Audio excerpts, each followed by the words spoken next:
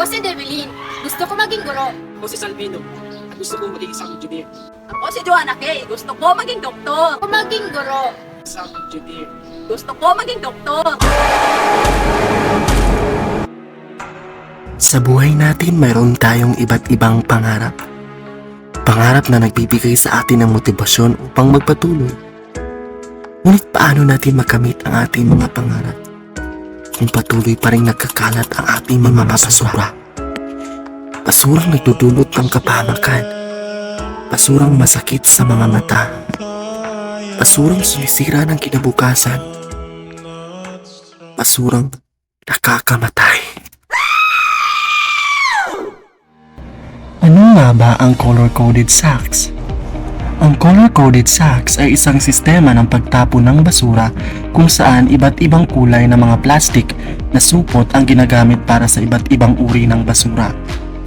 Halina't alamin natin kung paano natin matutugunan at gawin ang paggamit ng color-coded sacks. Una, sa berdeng sako. Dito inilalagay ang mga nabubulok, katulad ng tira-tirang pagkain, prutas, gulay, at mga damo. Itim, mga tira-tirang basura o residual. Halimbawa, tela, damit, sigarilyo, at iba pa. Ang asul na sako naman ay para sa mga basurang maaaring ma-recycle. Halimbawa nito ay ang mga plastic bottle, garapon, lata at marami pang iba. At panguli ay sa sakong pula. Dito nilalagay ang mga special waste tulad na lamang ng diapers, napkin at iba pa. Bakit kailangan mag-implement ng color-coded sacks?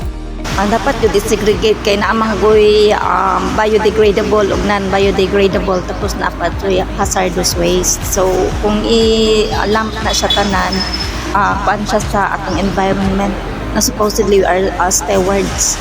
O na kay ang atong kuan ay nagkalat na non-biodegradable dili mo na simulat sa pila ka years. So dapat i-separate na siya kay pwede man na siya ma-recycled or may mo siya useful gyapon nga items like other countries.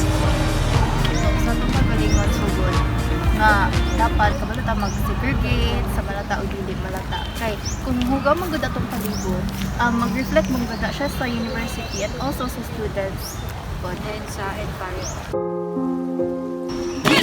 Naririnig mo ba ang tinig ng mga halaman na nagmamakaawa sa iyo? Naaalala mo pa ba ang mga puno na dumadaloy sa iyong mga pangarap? Sa bawat hakbang ang lupa ay humihingi ng tulong. Sa bawat saglit ang kalikasan ay nangungulila, nagsisi pangarap. Sa bawat hakbang tayo ay may magagawa upang itaas ang kalikasan mula sa pagkalugmok, mula sa pagkabigo. Gising ka, bayani ng kalikasan. Gising ka. Ang yaman ng mundo'y nasa iyong mga kamay.